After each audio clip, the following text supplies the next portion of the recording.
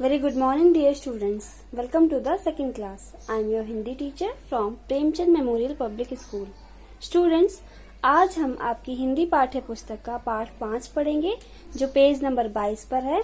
इसलिए आप अपनी हिंदी की पाठ्य पुस्तक निकाल लीजिए और पेज नंबर 22 पर आइए. पाठ 5 बलवान कौन. बच्चों, क्या आप जानते हैं बलवान कौन होता है? अगर आप नहीं जानते हैं तो मैं आपको बताती हूँ.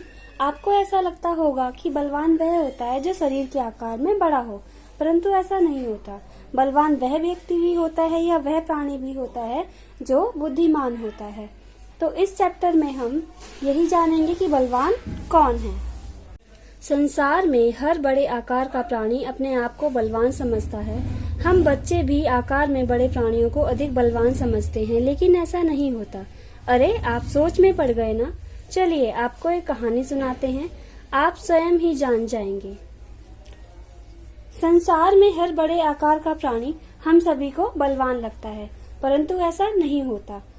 हम इस कहानी के माध्यम से जानेंगे. मैं आपको एक कहानी सुनाऊंगी, आप उसमें कहानी को सुनकर समझिएगा कि आखिर में बलवान कौन होता है. ओके, चलिए हम अपनी कहानी स्टार्ट करते हैं. एक बार एक हाथी मस्त होकर अपने शरीर को एक पेड़ के तने से रगड़ने लगा. उस पेड़ के ऊपर चिड़िया का घोंसला था. उस घोंसले में चिड़िया के 2 अंडे भी थे. चिड़िया ने हाथी को बहुत समझाया कि वह ऐसा ना करे. ऐसा करने से उसके अंडे गिरकर टूट जाएंगे, मगर मस्त हाथी नहीं माना. उसने पेड़ को इतनी जोर से हिलाया कि चिड़िया का घोंसला गिर गया और अंडे टूट गए. बच्चों, एक बार की बात है, एक मस्त हाथी अपने शरीर को पेड़ के तने से रगड़ने लगा. उसी पेड़ पर चिड़िया का घोंसला भी था और उसमें उसके अंडे भी थे. तो चिड़िया ने उस हाथी को बहुत समझाया कि ऐसा मत करो, अगर तुम ऐसा करोगे तो मेरा घोंसला गिर जाएगा और अंडे टूट जाएंगे. परंतु हाथी मस्त था, उसने चिड़िया की बात नहीं सुनी और वो अपने शरीर को फिर से तने से रगड़ने लगा और पेड़ को इतनी जोर से हिलाया कि चिड़िया का घोंसला गिर गया और अंडे टूट गए. चलिए अब आगे जानते हैं कि कहानी में क्या हुआ. मायूस चिड़िया पेड़ की डाल पर बैठकर रोने लगी.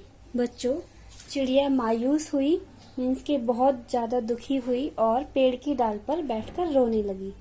बच्चों, अब हम अगले पृष्ठ पर आएंगे, पृष्ठ 23, और जानेंगे कि कहानी में आगे क्या हुआ. तभी वहां एक चींटी आई.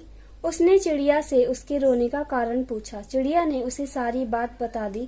चींटी ने चिड़िया से वायदा किया कि वह हाथी को जरूर मजा चखाएगी.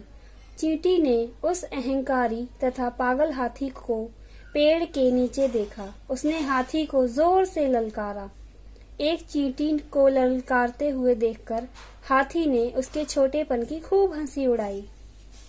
बच्चों, कहानी में आगे तभी एक चींटी आती है वहां पर और वह चिड़िया से उसके रोने का कारण पूछती है. तो चिड़िया उसे अपनी सारी बात बता देती है. तो चींटी उस चिड़िया से वादा करती है कि वह उस हाथी को मजा जरूर चखाएगी. चींटी उस अहंकारी और पागल हाथी को ललकारती है, बोलती है कि सामने आओ. तो इतना बड़ा हाथी उस छोटी सी चींटी की बात सुनकर हंसने लगता है और उसके छोटेपन का मजाक उड़ाता है कि इतनी छोटी सी चींटी मेरा क्या बिगाड़ लेगी, मैं तो इतना विशाल हूँ, इतना बलवान हूँ. फिर आगे जानते हैं कि कहानी में क्या हुआ. परंतु चींटी ने हाथी की परवाह न की. उसने उसकी सूंड में घुसकर उसे खूब जोर से काटा. हाथी बेचारा दर्द से तड़प उठा. परंतु हाथी की बात सुनकर वह चींटी बिल्कुल भी नहीं डरती और उसकी सूंड में घुस जाती है और उसे इतनी जोर से काटती है कि हाथी दर्द से तड़प उठता है. बच्चों, अब हम कहानी में आगे जानेंगे. उसके लिए हमें नेक्स्ट पेज पर आना पड़ेगा. तो पेज नंबर 24 पर आइए. हाथी ने बार बार अपनी सूंड घुमाकर चींटी को निकालने की कोशिश की, पर सफल नहीं हुआ. अंत में उसने हार मान ली. इस तरह चींटी ने हाथी को सबक सिखाया. बच्चों, अब तो आप समझ ही गए होंगे कि सिर्फ विशाल आकार होने से ही प्राणी बलवान नहीं होता. आगे कहानी में हाथी बार बार सूंड को घुमाकर उस चींटी को निकालने की कोशिश करता है, परंतु वह सफल नहीं होता। अंत में थक हार कर वह हार मान लेता है। इस तरह चींटी ने हाथी को सबक सिखाया। तो बच्चों, आप समझ ही गए होंगे कि शरीर के आकार में विशाल होने से प्राणी बलवान नहीं होता, परंतु बुद्धि होने से वह छोटा होकर भी बलवान होता है। बच्चों, हमें इस कहानी से शिक्षा मिलती है कि हमें कभी भी अपनी ताकत पर घमंड नहीं करना चाहिए।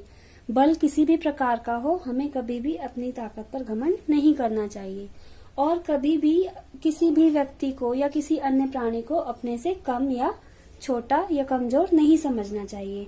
हर किसी की अपनी एक वैल्यू होती है। हाथी की अपनी वैल्यू है और चींटी की अपनी वैल्यू। इसी तरह संसार में जितने भी प्राणी हैं, हर किसी की अपनी वैल्यू है।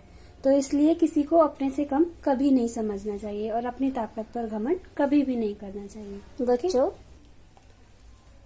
आओ अभ्यास करें। आपकी अभ्यास माला पेज नंबर 24 और 25 पर दी गई है। आप इस पाठ को एक बार और पढ़ेंगे। उसके पश्चात आप इस अभ्यास माला को अपनी पुस्तक में करने का अभ्यास करेंगे। ओके, मैं आशा करती हूँ कि आज की कहानी आपको बहुत अच्छे से समझ में आई होगी।